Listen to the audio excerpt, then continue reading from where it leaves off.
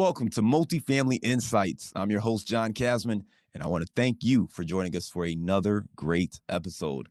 Listen, if you are getting some amazing value and able to get the insights you need to grow your portfolio, please tell us about it. Leave us some honest feedback with the rating and review. It helps us, but it also helps other listeners find the show for their own investing goals. And listen, if you've been listening to the show for a while, or this is your first time checking us out, be sure to hit that follow or subscribe button so you don't miss an episode. Now, we're going to have a great, fun show today. We're going to be talking to Jordan Berry.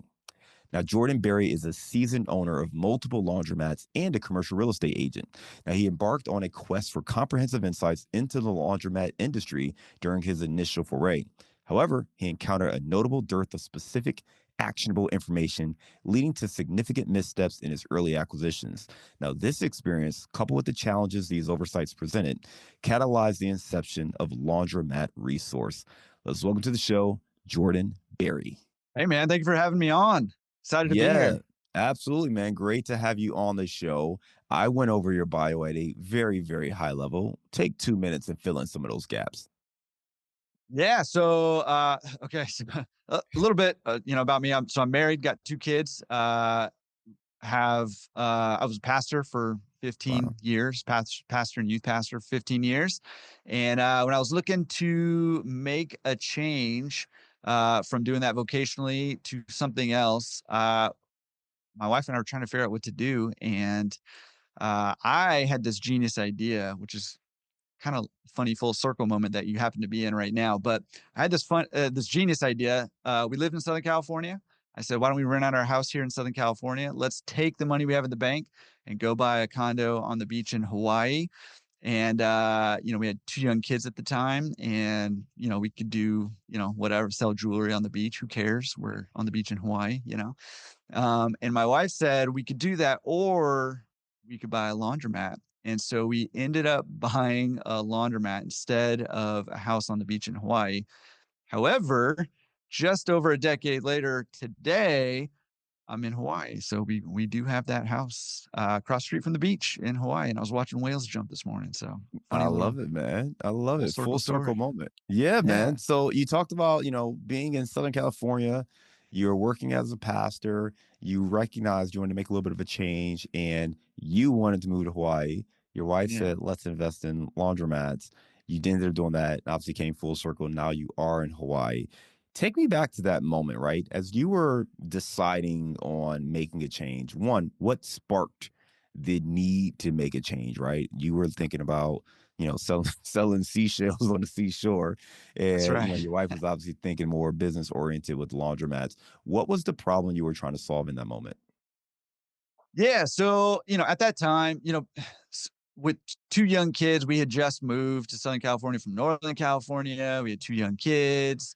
My wife went from being a full time teacher to not working. So it's just a lot of change going on at that time. And, uh, you know, being a pastor, there's just a lot of demands on time, attention, emotional energy.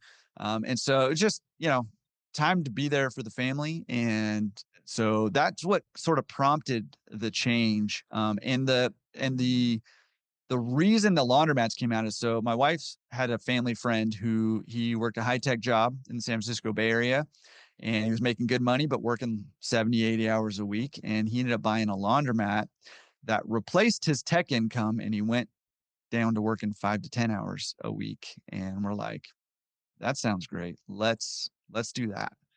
So that was sort of the motivation behind it. And that's why I didn't, you know, push too hard on the house in Hawaii, because I also thought it was a great idea. Now, I will say it didn't work out exactly like that for us when we first got in, but that was the idea behind it. Money coming in, not a ton of time going out, like probably most of us, you know, want, dream for. Yeah. I mean, listen, most Yeah. of our listeners understand that, right? Like, hey, Yeah. I'm busting my chops here at my job. I want something different. I want financial freedom. I want more control over my time. So we're looking for different ideas, passive income that allows us to do that. Multifamily is certainly a path that we talk about a lot on this show. For you, you got introduced to laundromats because you had this friend who was in the tech industry, bought a laundromat, and that replaced his income. you went down that path. You kind of alluded to that it didn't go quite as smoothly for you. I guess my first question there is, I think when we hear people in the tech industry, most people assume they're making like, a lot of money. So when we talk about the income potential, can you maybe give us a range of how much money there is to make owning laundromats? Yeah. So, the range begins, I found out, in the negatives. Oh, well, So that you can sucks. lose money because I was losing money for a long time early on until I, learned the lessons I needed to learn. Now, I will say, too, that this was over a decade ago. There really were no resources out there. There was nothing online. There were no people to call, or to get to help you, back then, which now there's a lot of stuff online. There's a lot of resources. There's a lot of people that you can call to help you who have experience. So I will say that. But most laundromats aren't losing money, but you can, like any investment, you can lose money. But kind of more commonly, you're netting on average somewhere between five and $25,000 a month, for a laundromat. And there are laundromats making a lot more than that. I just had a coaching client of mine who is buying a laundromat that's netting 100 grand a month. So you can do that, too. But I'd say that's more of an outlier for sure. Okay, so let's get into that, right? You mentioned some of the challenges you face. You found out the hard way that you can actually lose money owning a Yeah. laundromat. So talk to me about kind of that journey and maybe some of the mistakes that you made early on. Yeah. Well, the good news for anybody listening to this podcast right now is that you are no noob, like I was, as the kids say, or maybe they used to say. I don't even know if they say that anymore. Getting old over here. I think you're Uh, either a Sigma or a Beta or something like that that's now. If right. I, Yeah, I'll ask my yeah, 10-year-old when he gets home. yeah, yeah. I'll ask my 11-year-old after too. Well, maybe they should be doing this podcast. Right. I don't know. Uh, no, I mean, listen, if you're listening to this, you're already far more savvy than I was getting into it. So I knew nothing about business. I knew nothing about investing. I knew nothing about real estate investing. In fact, I learned about all that stuff while I was working overnight at my laundromat trying to figure out what was going on. So I listened to podcasts and stuff just like this. So you're already ahead of the game here. But I mean, I really knew nothing, and so I relied almost entirely on the one person who stood to gain aside from the seller, which was the broker. And I relied almost entirely on the broker to tell me everything I needed to know about the laundromat. And it turns out I just ran into a broker who did not have my best interests in mind. And so some of the lessons here's kind of how it went down. And it's, listen, I'm just going to say it out there. I'm going to give you the real stuff, but it's a little embarrassing. So the broker, told me things like, we don't really need to do a whole lot of due diligence. The laundromat I bought was like a fixer upper. He's like, look, we're going to fix it up anyways. We're going to put new equipment in here. So he gave me a pro forma that had, I know now, were very rosy numbers. And a lot of those numbers were numbers that laundromat was never going to do. And so he said you don't really need to do a lot of due diligence because we know this thing's basically just breaking even. And once we put in new equipment, here's what it's going to do. And the numbers look great to me. And the family friend who I spoke with him too, but he had a great experience and he bought a winner straight off. And so he didn't, he didn't know. Um, so it turned out the laundromat was not breaking even; it was losing money. And then when I purchased equipment, I financed the equipment. I had a loan payment on top of that, and so I was losing money from the get go, expecting to be making money. And Yeah. I had already quit my job, doing that, so I had no money coming in, and my wife still wasn't working, so no money coming in and just money going out every single month.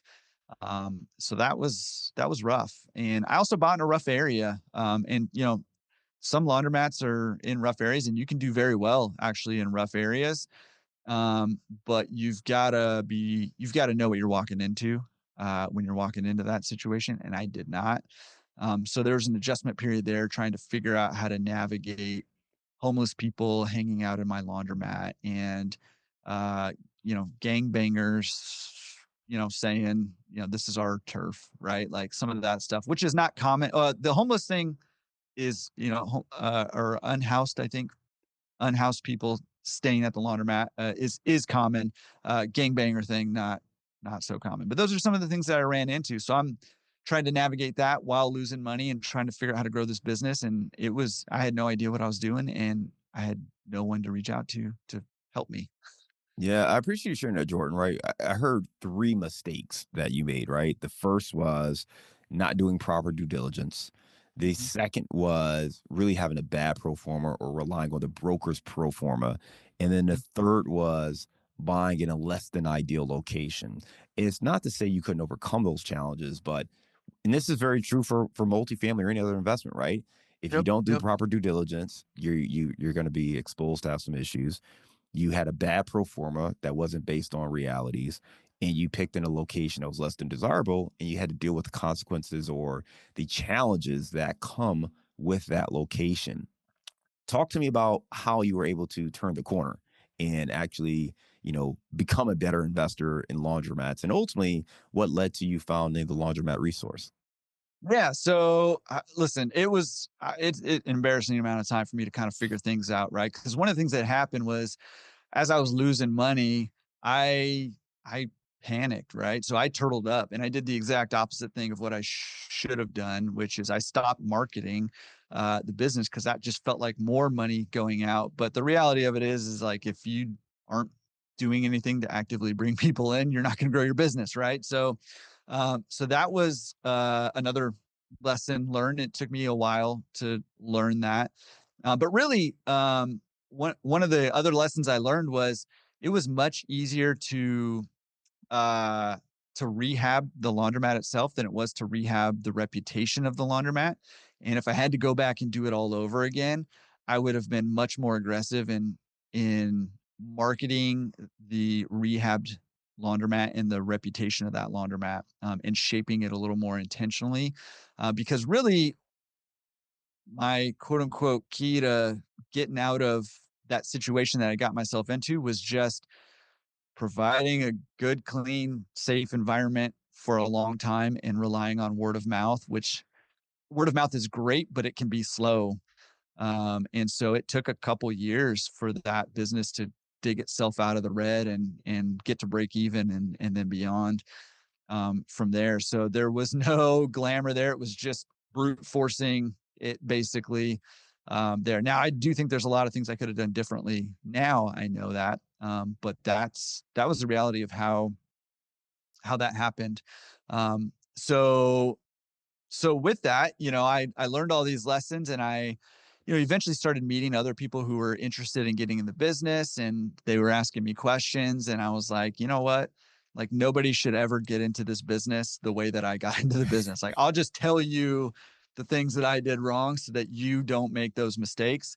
And that's sort of the inception of Laundromat Resource, right? I started a little blog so I could write stuff down and point people to answers. And then I realized, man, writing's hard and it takes a long time. So I'll start a YouTube channel. So I started making videos and that YouTube channel started getting some traction. And then I was like, if I really want to help people out, I should be talking to the best people in the industry. And so then that's where the podcast launched, right? Interview, laundromat owners and other industry professionals and ask them, hey, what are you doing that's working? And what have you done that didn't work and why didn't it work? And so that's kind of how it all started. Jordan, I love it, man. And whether you're interested in laundromats or not, you really just gave a lot of great insights on any business, and particularly for multifamily investors. And the thing I wrote down here was you talked about you made a huge mistake, right? So your business is hemorrhaging money and you stopped marketing because you saw the expense. It's like, okay, well, hey, we could save money if I'm not spending money on marketing. And Yep. looking back, you're like, wow, that was a big mistake, right? Because you've got to continue to focus on the revenue. You got to focus on other ways to, cut costs, but the revenue is not the thing you want to cut, especially the marketing. Certainly be more Yeah. efficient, but you don't want to cut the marketing. The other thing you said, which is really insightful, you said it was easier to rebuild the laundromat than it was to rebuild the reputation. And that goes back to the marketing. And for those people who are buying, say, value add multifamily, you may be buying an apartment building that has a poor reputation. You go on any of Mhm. the websites and you see it's rated 1.5 or 1.8 or whatever it is as a building. Well, one of the hard things is to get people comfortable with the work that you're going to do, with the vision that you have for the property. So it's not just marketing, hey, we've got apartments for rent at this number.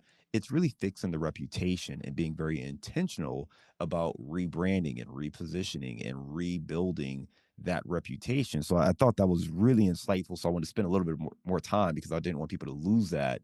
If you are buying a challenged property or property that needs to be repositioned, you have to invest in the rebranding of it. You've got to make sure Mhm. people are aware of the work that's gone into it, what that new experience is going to be.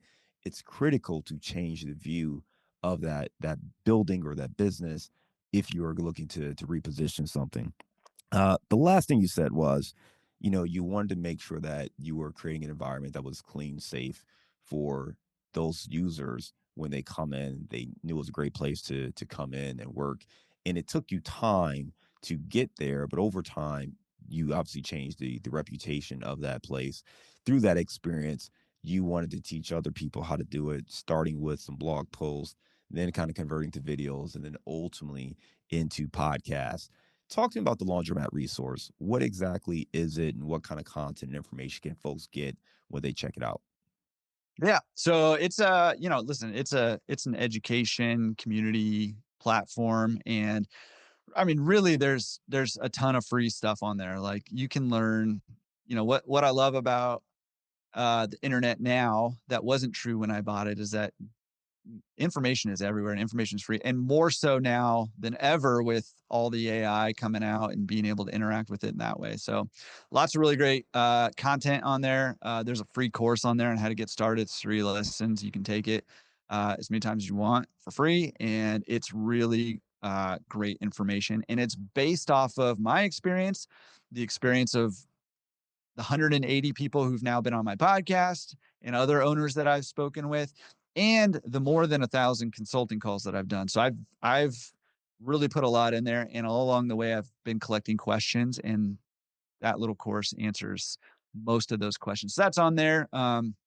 there's a community aspect to it as well, and really sort of the next evolution that we have merged into at Laundromat Resource is really trying to help people build their portfolio, build their company, right? And so we've got the Laundromat Playbook over there that basically is a community coaching and education uh, system, I guess, that helps you do things right the first time so that you're not having to learn the mistakes the hard way. You've got one on one coaching going on so that you've got everything that you need to succeed, whether that's in buying the laundromat or optimizing it or then scaling your portfolio. That covers all of those things. I love it. Listen, check out laundromatresource.com for some of the stuff Jordan was just talking about. We will make sure we put a link to that in our show notes. Jordan, I want to get into a couple of questions here, man, just because this is a really interesting space. Before we hit record, I mentioned to you that this is a space I was exploring maybe a year or two ago. I was very intrigued by it and, had other ideas and kind of just decided to focus on multifamily a little bit more.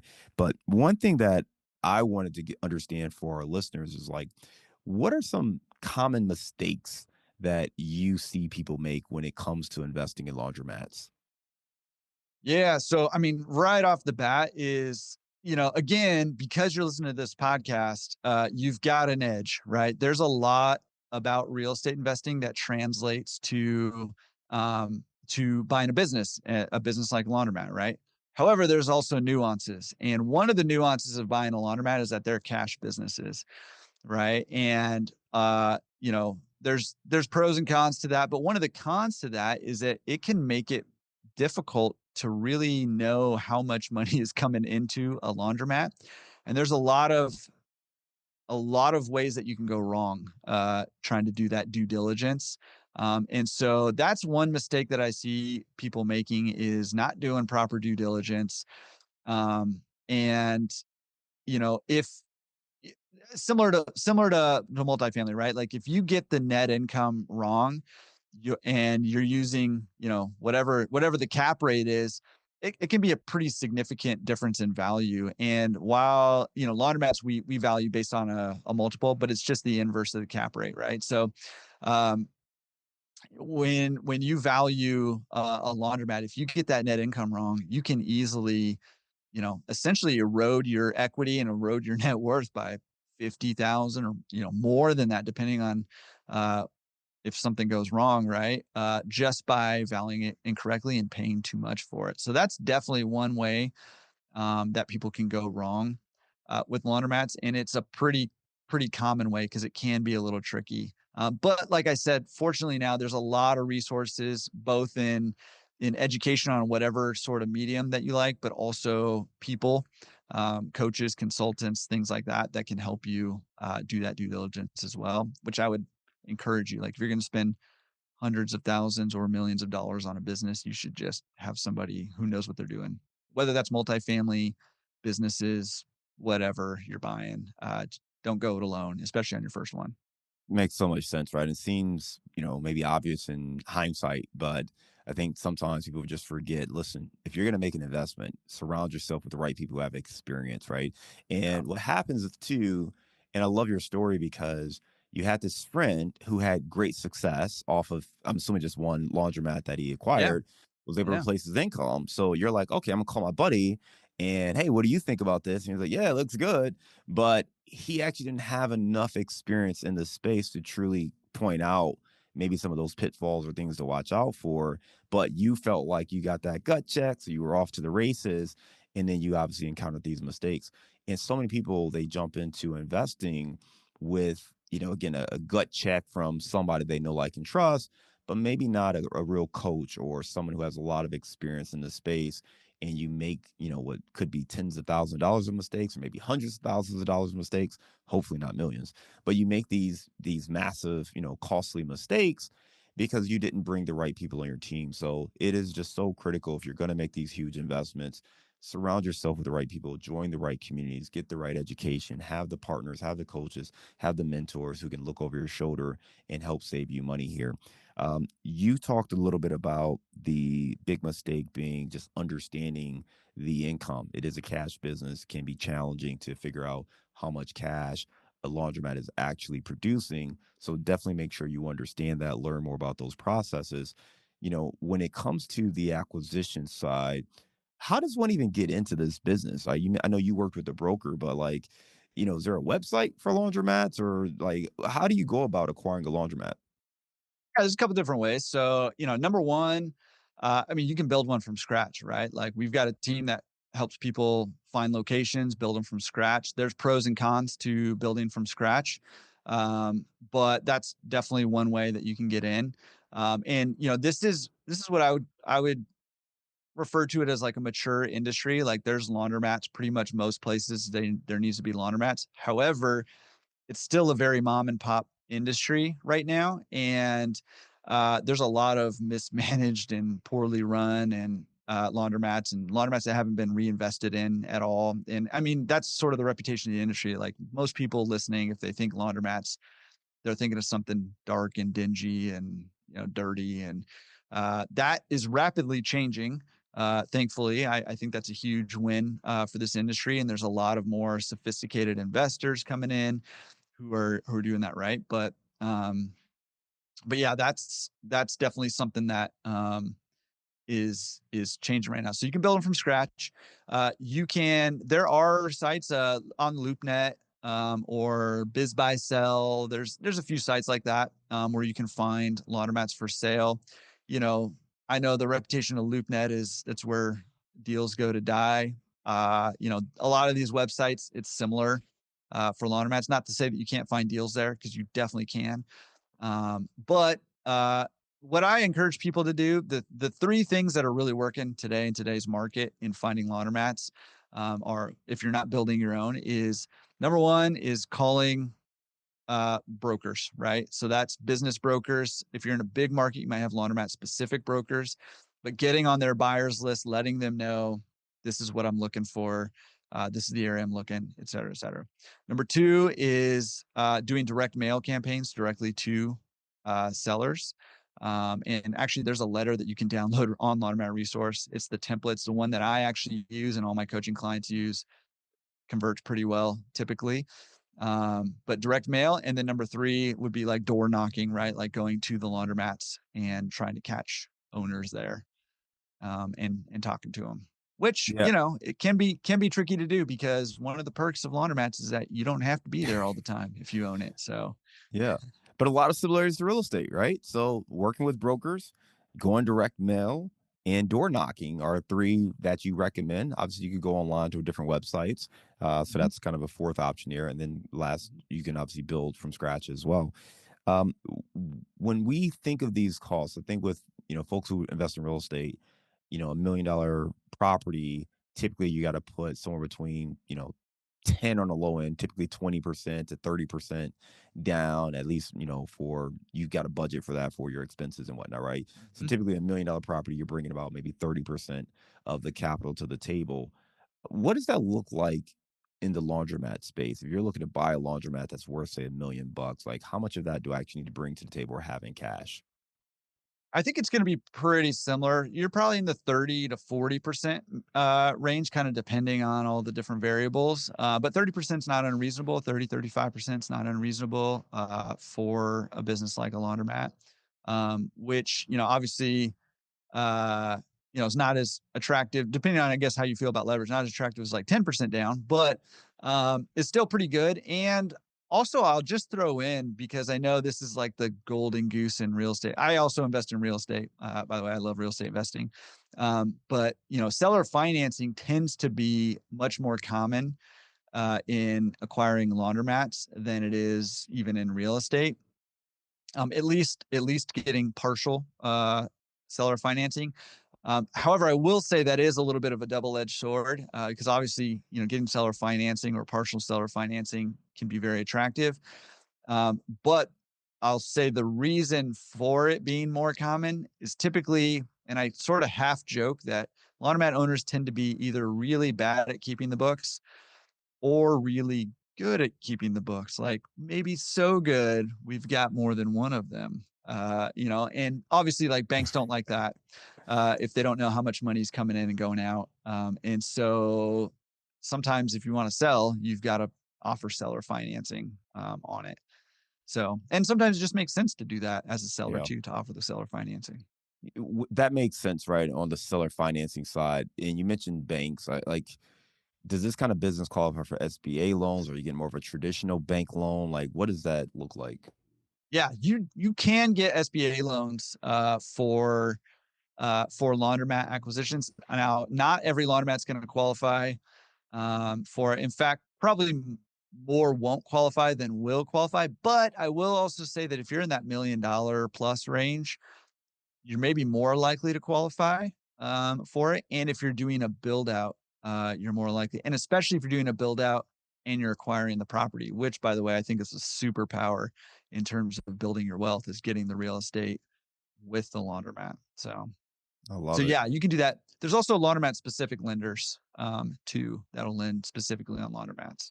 Okay, I love that, man. It sounds like there's definitely some opportunity and there's some liquidity that's needed and all that good stuff. But again, a lot of similarities to real estate investing.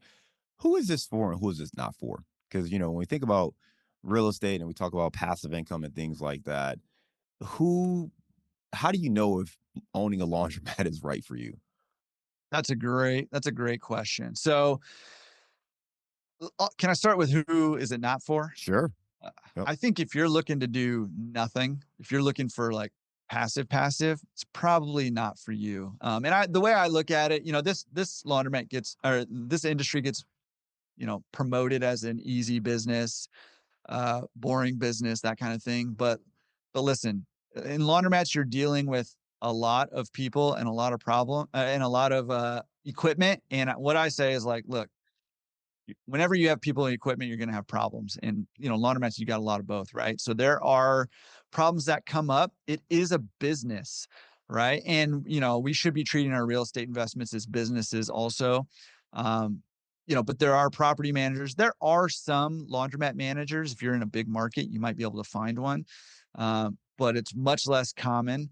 And so, if you're looking to be totally hands off, it's probably not gonna be the business for you. I'm not sure that there really is gonna be a business for you if you're looking to be totally hands off. But with that said, I think there's a scale of passivity, and you can be there all day, every day if you want to be.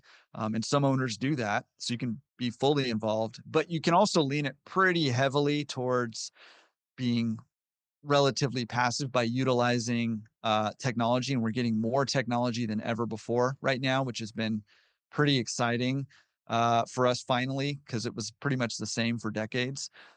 And having the right people in place. So if you can get those two key components in there, you can lean it pretty heavily on the passive side. But again, it's a business, and you're going to want to be involved to some degree. And just to give you kind of parameters around that, I'm thinking, around 5 to 10 hours a week is what you can expect on most weeks. Okay. And so that's not being there every day, 8 hours a day kind of thing. That's more No. running the business. And I'm assuming there's someone on site at some hours of the day as well. Depends on your model. So there's unattended models where there isn't somebody there, and maybe you just hire somebody, or you, if you want to, go clean, uh, a couple hours a day. There's partially attended where you got somebody there part of the day and not other parts, and then there's fully attended where you're there. So you've got somebody there full time. And I would say too, like if you're at that $1 million plus range, you're probably going to be fully attended.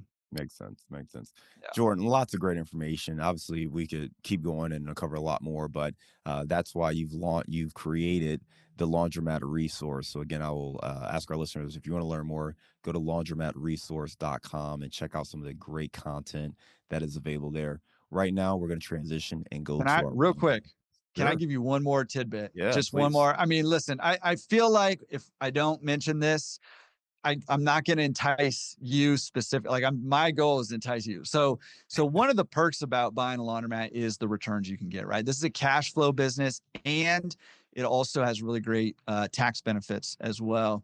But just to kind of give you a ballpark, right? So the average base hit laundromat turnkey there's no value add, you're looking at a 20 to 25% unleveraged cash on cash return. Like that is what is appealing about this business. Hard to find that in many other asset classes. And then obviously, if you utilize a loan and leverage, those numbers can go up from there. So that is, I think, that in combination of, there's not a one-to-one correlation of your time input to how much money you make, right? We're divorcing the time and effort versus income, which is sort of what passive income's hinting at, right?